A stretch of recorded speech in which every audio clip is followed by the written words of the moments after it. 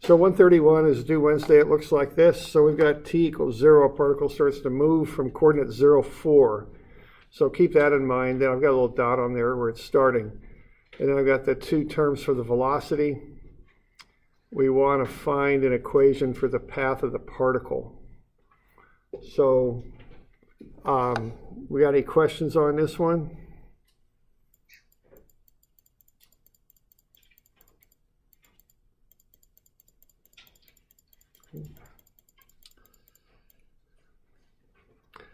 All right.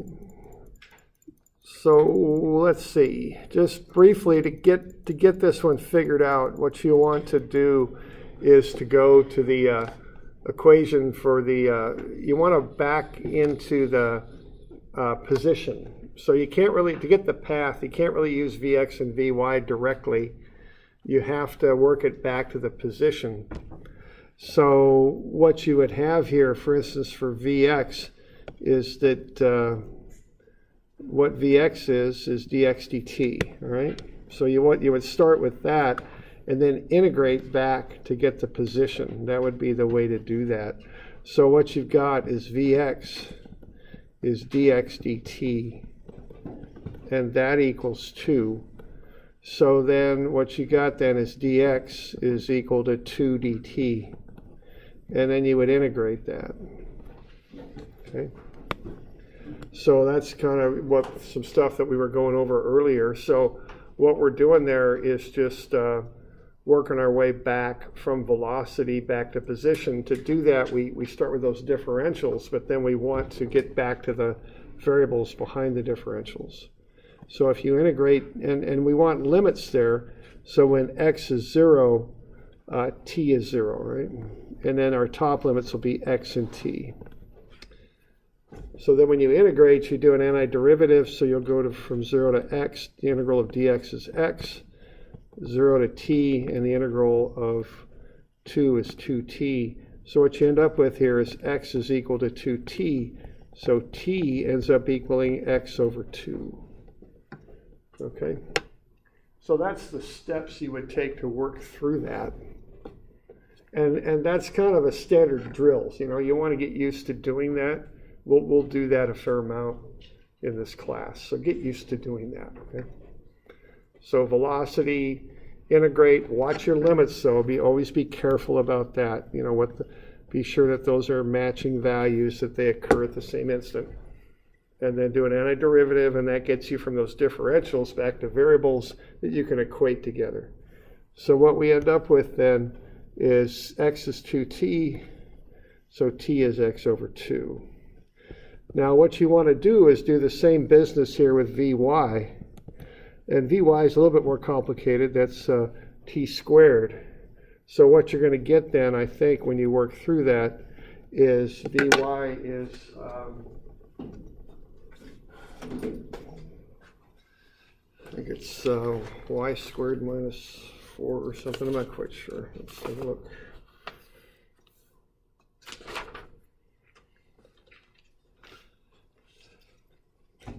So yeah, t is y minus 4 to the 1/2 power.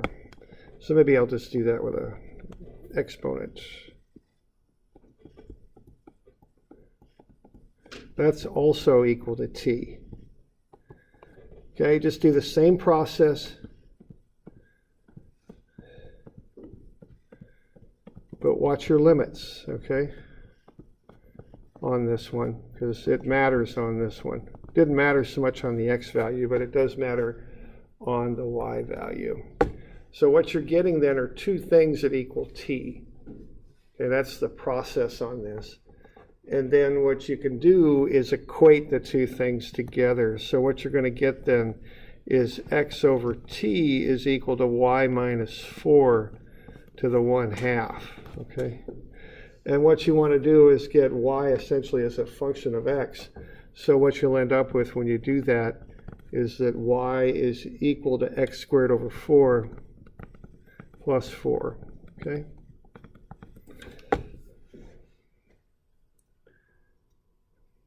So there's the path.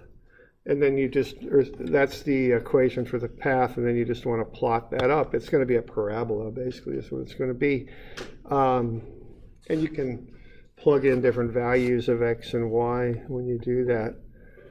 So if x is 0, y is 4, etc., etc. X is 4, 16 over 4 plus 4 ought to be 8, right? Yeah, so you can get this thing plotted up, and then you got 8 and 20. Right there, okay? So that's the process for doing that. We got any questions on that bit? Doing all right? Okay.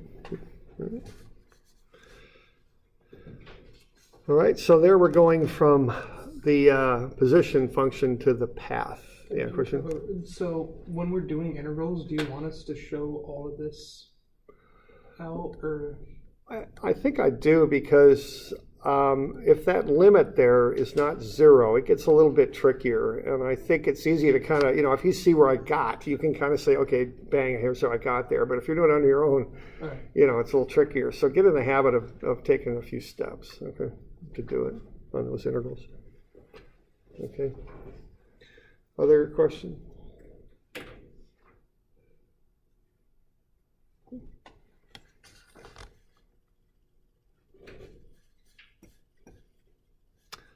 All right, so we're good. Okay, so all right, now we can go the other direction on this stuff too, and I've got an example that'll do that. So what I've got for this other one is going from path back to the position function. So what we just did was go position function to path. We can do it the other direction too, and that's the next example.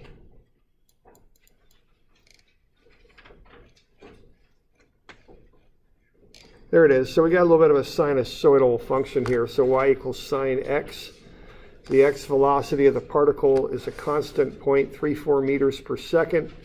Find the velocity and acceleration of the particle when x equals 6. When t equals 0, the particle is at the origin. Okay, that looks like one of those statements that might fit into an integral there. I mean, I don't know if we're going to use it or not, but that's the look of that. Okay. So you might think of this as having some sort of mechanism, and we got a bar that's going straight to the right at 0.34 meters per second constant. That's how you might think about this, okay?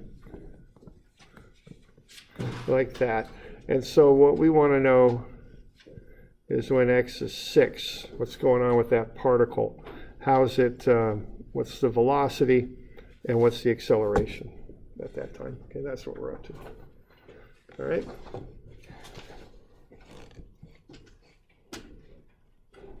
So what's going to happen is, see that the x velocity is constant, but the y velocity is going to be all over the place because it's going on that sinusoidal function.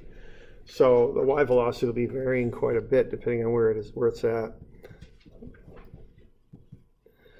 All right, so we do the basic drill here to start with. We're starting at the origin. We got Vx is 0.34. We're given that.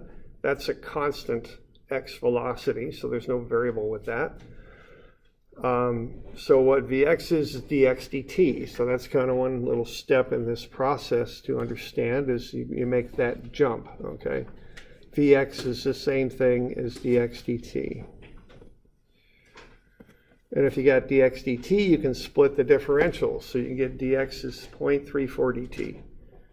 So if the change in x with respect to time is 0.34, that means the change in x is only 0.34 times the change in time.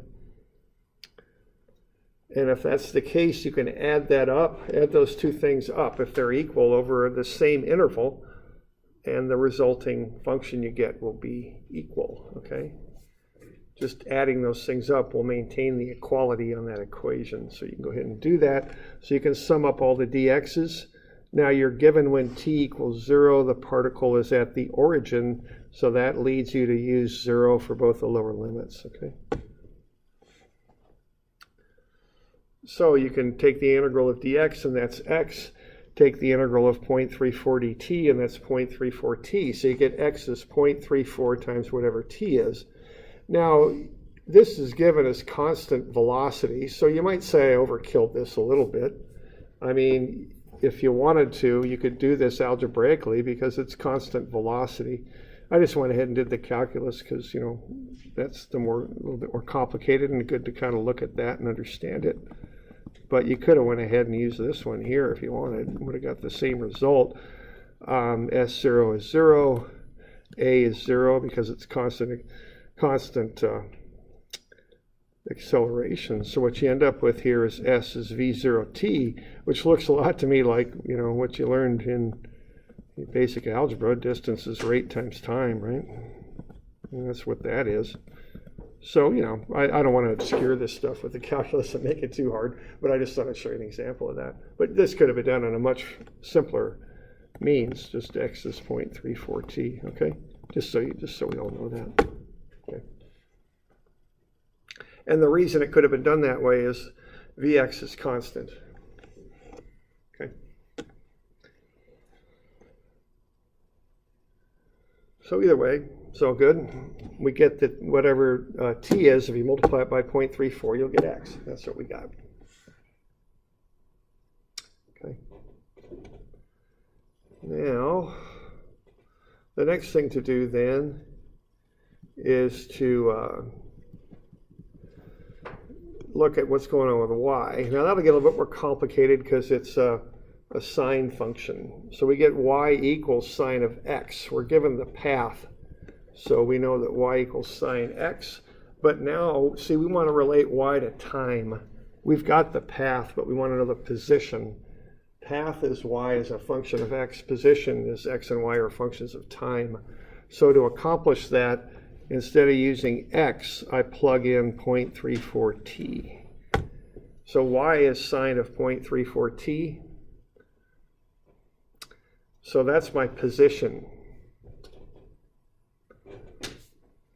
Now, if I want to find the velocity, I've already got the x velocity, that's easy enough, it's just 0.34. If I want to find the y velocity, I got to plug in, or I got to take the derivative of that. And what that is, that's a sine function. And so when I take that time derivative to get the velocity, I got to do what, chain rule, I think they call it, right? So the derivative of sine 0.34 t is cosine 0.34 t. But then I also have to take the derivative of whatever's inside, which is the derivative of 0.34 t is 0.34, and that goes out in front. Okay, you all okay with that? Just doing a little chain rule deal with that. Just doing a derivative of sine 0.34 t.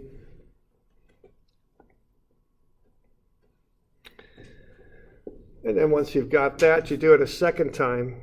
Take the derivative of that expression with respect to time again, and that'll get you the acceleration. So the derivative of cosine is negative sine. We've got a 0.34 out in front of that already, but then once again we take the derivative of 0.34 t, we get a second 0.34 out there. So we get negative 0.34 squared, negative 0.1156 times sine of 0.34 t. Okay? So that walks us down through position, which is y equals sine x. That's where we started, but we know that x is 0.34 t. We just found that out. So we go ahead and pop that in there, and then we just do a couple derivatives. You know, they're not bad derivatives, they're just trig derivatives. A little, you know. So you just remember to do that chain rule stuff on that, okay? As you're working your way down, because you got a 0.34 t as the, whatever you're taking the sine of, so you got to do chain rule. Okay with that? All right. So what you got then is you got Vx, Vy, and Ay. I think we need Ax also, and that's, we're given that Vx is constant, so Ax is 0. So now we've got the four terms we need, Vx, Vy, Ax, Ay. So we can plug them in to our vector expression now, easy enough.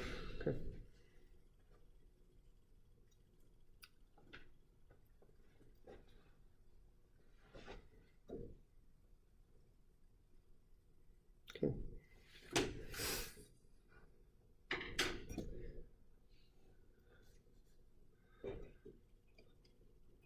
So we good with those 4 terms and the concept of what we're doing? We got path. We needed some way to break into time. And what allowed us to do that is that Vx is 0.34 constant. Excuse me, yeah, that's Vx. So x is 0.34 t. That's how we get time introduced into this relationship, which we need for position. Okay.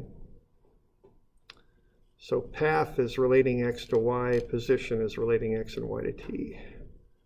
Okay. So we got all that, and then we just kind of line that stuff up. And I think I put some of that down there just because I know it gets kind of onerous writing all this stuff down. So we got the stuff there. So we got expressions for x, y, or excuse me, for x and y, vx and vy, and ax and ay. And then, so now what I did, I just kind of changed a little bit the form of them. So instead of calling it x and y, I'm calling it r, position vector. And then I'm taking the x component and putting it next to I, and the y component and putting that next to j, okay? That's all I'm doing. So if I got x equals such and such and y equals such and such, I got a vector too. It's just a different way of writing the same information down, okay? So I'll just run that on down there. And I do the same thing with v and with a. I just make them into vectors, that's all. Okay? That's all that's going on. Now, so we good with that? A little bit of number crunching here, but just kind of keep an idea what we're actually doing here, okay? What this stuff is and what we're doing with it. Okay.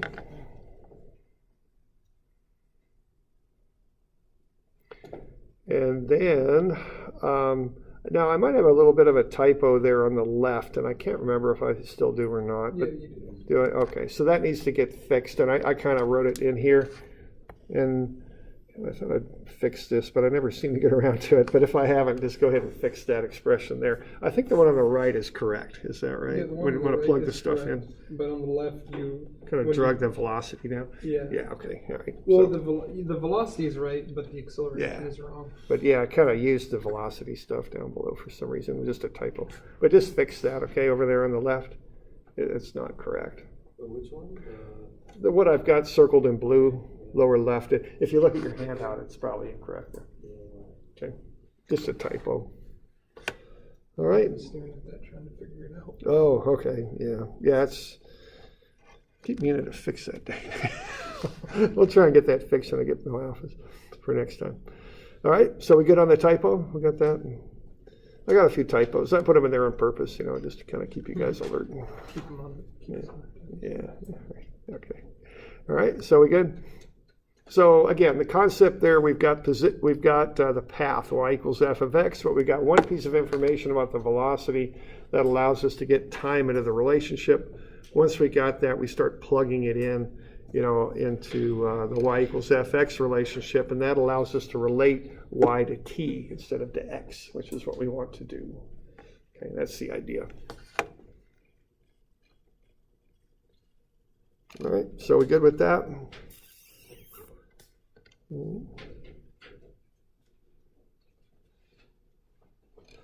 Okay, so I guess on to the next one then. Let's see, this finished up the masters here, so we could a little golf ball analysis here. So I don't think this is a very realistic shot, but I guess we'll find out. So we're going to hit the ball at 60 degrees at 31 meters per second, and we're going to see how far the thing will go before it hits the ground. Okay. Now this is a trajectory problem. Another word for this is projectile motion. So what's going on here is the x and y components of motion are occurring separately. All right, that's what's happening here. So we analyze them separately. Now, of course, every problem's a little different, but it's not unusual on this to use your y component as a timer to see how long the motion occurs, and then use the x component to determine how far something goes. Okay. We've also got another little twist on this one where we got the acceleration introduced by the wind goes to the left. All right. So the ball is fighting the wind as it travels. All right, now let's have a look at this. So first thing we'd like to do would be to vectorize this. So when we're looking at a trajectory problem or projectile motion or whatever you want to call it, you use trigonometry and get the velocity into x and y components. So Vx is cosine 60, 31, and Vy is sine 60, 31. Okay?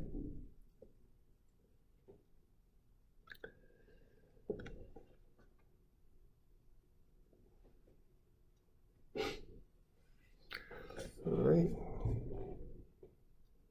So that's where I would start with this, is get the thing broken up into x and y components. And that's important here, okay, that you do that, because that's how the motion acts. We're going to analyze the x and y motion separately and then put them back together to get the net result. So you do have to break this stuff into x and y components. Now let's have a look here at one thing before we get too far into this, and that is this motion that's influenced by gravity and analyzed as a trajectory. So let's have a look at this. Now what I have here is a program called Working Model, or more accurately, I should say I did have it. I need to get it back. So I got a few things on my to-do list here. But what I've done here, I've taken some rather poor quality videos of what I had here. So let's kind of watch this. And these videos are a little shaky, but they'll serve our purpose, I think. So what we're going to do here is have a look at some motion. And that isn't going to work. Okay, sorry. Let's see. Can I get out of there? Maybe not. Go here, try it again. Go there first, right click. Let's try it that way. Send to open with. That sounds good. Windows Media Player. That's a good one. Okay. Okay, now what I'm going to do, what I have here is a program, and I know that's not very well focused. I'm sorry about that. But I've got two objects up there, and what this program does, it allows you to kind of mimic real-life motion and mechanics. It allows you to input parameters. In this case, I put gravity in here. I put a real low gravity there just so we could watch this happen. And the ball on the left, I'm just dropping the object on the left. The object on the right is thrown to the right. Now, what can you say if I just take one object and drop it and another and throw it out? And of course, it's too complex to do this with my hands and make it actually work. But if these both start at the same level and I throw one and just drop the other, and there's no way I'm going to be able to do this, but I'll try just for the sheer challenge of it. All right, but I have to do that level, don't I? Yeah, didn't quite get it. But how are they going to hit the ground? At the same time. At the same time, he has some physics here, you know, that gravity acts on one object. It's the same on objects, regardless of whether they're moving in the x direction or not. It's one of these challenges, you know. Like, let's see. Okay, I'll work on that. But anyway, let's do it here. It's kind of two masses at the same elevation. The mass on the right will have an x velocity of 0.2 meters per second. The mass on the left will have no x velocity, so the x velocity is 0. Notice they fall at the same rate. Okay, so even though the one on the right has an x velocity, and I slowed this way down just so we can see it, and you see that grid pattern there. So the x velocity has no effect on the rate at which the one on the right drops. They're both dropping at the same rate, okay? That's the idea. So that's a basic principle of motion in a gravitational field, and it's how we analyze trajectories, okay? We don't, two masses at the same elevation. The mass on the right will have an x velocity of 0.2 meters per second. Okay, so we don't have to worry about that x velocity and how it affects the y motion. Both objects have the same y motion. There's no effects of that x velocity on the y motion. That's the idea here. Okay. So we can apply that to what we're doing here with this golf ball. I can close that. We can. Okay, so here we go. So let's have a look now at our deal with our golf ball. Because what we've done there is we've vectorized this. Now we're up here at 2. We want to get down to this ground level. So if we hit that thing up at 60 degrees, it's got a y velocity of 28.65. So why don't you find how long that thing's going to take to fall that 2 meters down to that other surface. And don't worry about the x motion at all. Just look at the y motion and get a time for that. Can I do some of that for you already? I did that quadratic, didn't I? So at least get the thing set up, okay?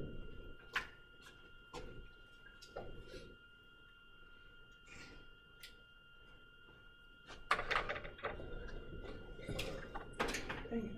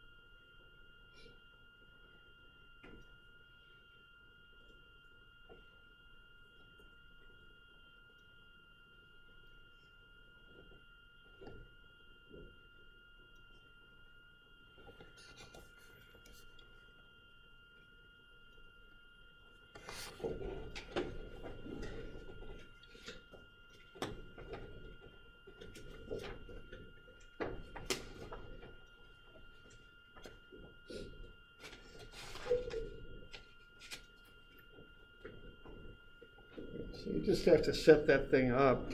Like any of these problems, you want to watch your assumptions. You know, your signs are important, and what you call your initial and final values are important. We're just going in the y direction here. Okay, so those are the things to be looking at. Okay.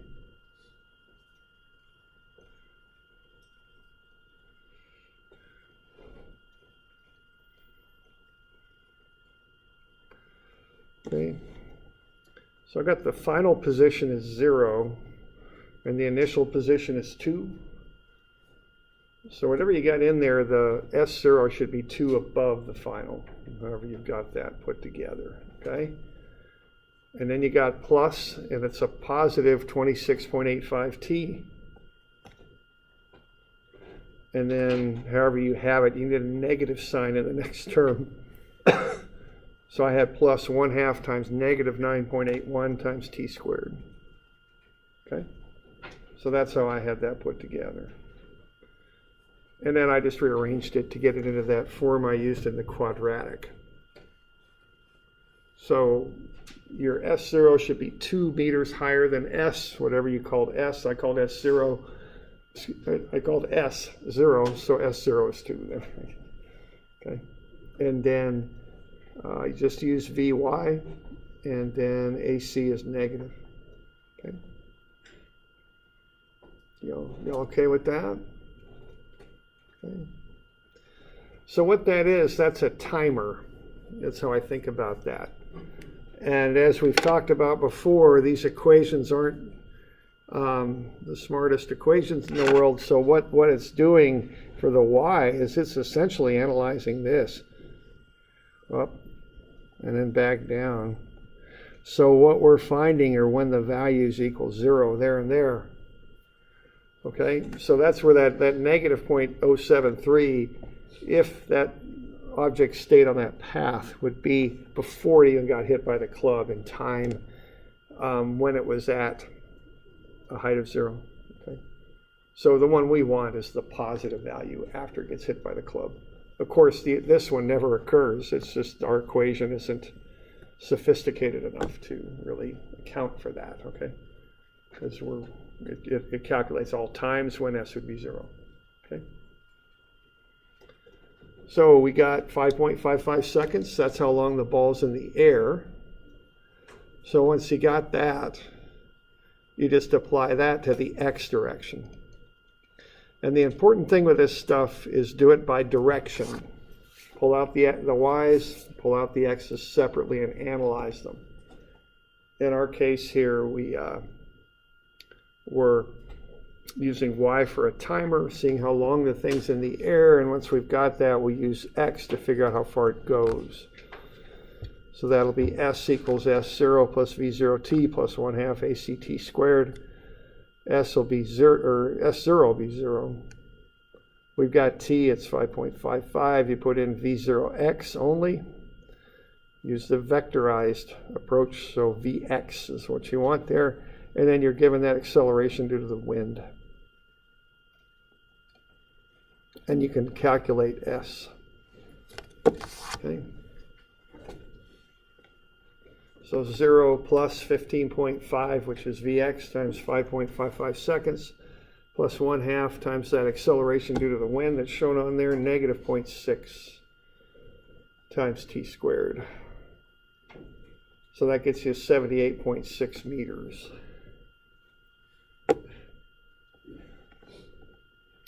So I think this golfer's hitting pretty hard, and they're shooting 60 degrees up in the air, and I don't even know if there's a club that does that.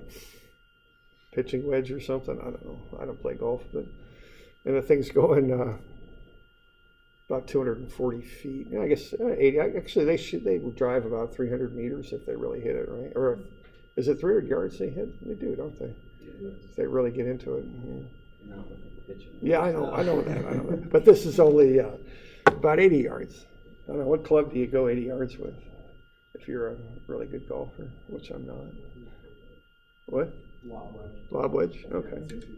Is it? Is that reasonable? Oh, okay. Yeah, I know what I'm doing here. I got this set up. Okay, so there we go. All right. So that's how far the thing goes. So y is the timer. It tells you how long you're in the air. X is how far it goes. Just again, the classic error, frankly, that people make on this, because I've graded these for a lot of years now, is they mix the x and the y together. They try and apply the y acceleration to the x motion, and that just doesn't work. You've got to break these into vectors. Y motion separately, x motion separately. Put them together when you're done. That's how you do this, okay? All right.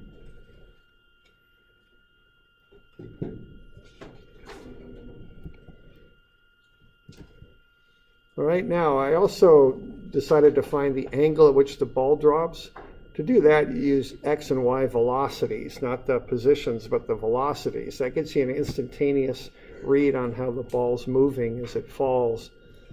And that gets a little bit involved too, I guess, but there it is. So Vx will be 15.5 plus ACT, 12.2. Similarly, Vy will be the initial velocity, 26.85, plus the acceleration times the time, so it's 27.6 down.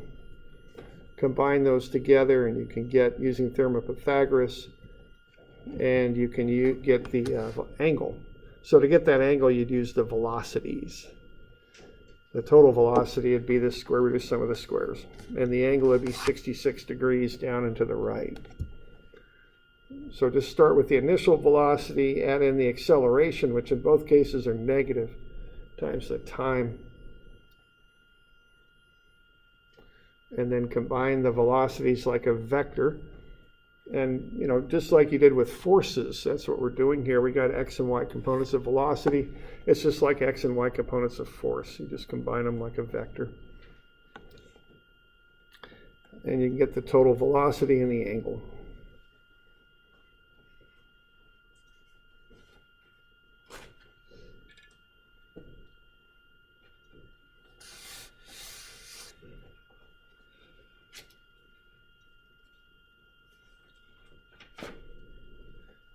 Okay.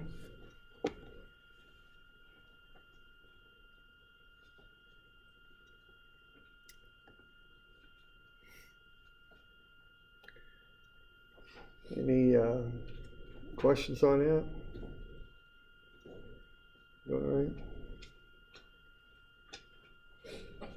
Okay. All right. So that's one way to handle this curved motion, right? It's with x and y coordinates called Cartesian coordinates, named after what, Descartes, French scientist guy. He's the first one to combine algebra and geometry together. Pretty good stuff. 1600s maybe, I don't know. Okay. But this really isn't the best way to handle curved motion for most cases. It works really well for trajectories. If you've got functions in the x and y direction, it works well. But if you're just describing how things move in a curve, there's more efficient ways to do it. I mean, if you just look at like the equation of a circle in xy coordinates, it's pretty, you know, fairly involved. It's got x squared and y squared is equal to r squared, and you know, it's messy to work with. So there's better ways to do this. So let's have a look at some better ways to do this. Okay, and let's see. Why don't we just this will take us a little while. So why don't we just take a break here for a minute? Okay. So let's just take 5 minutes or so. Let's just get together at 10 till, and we'll just get back to this. But we'll get into the next one here with this motion.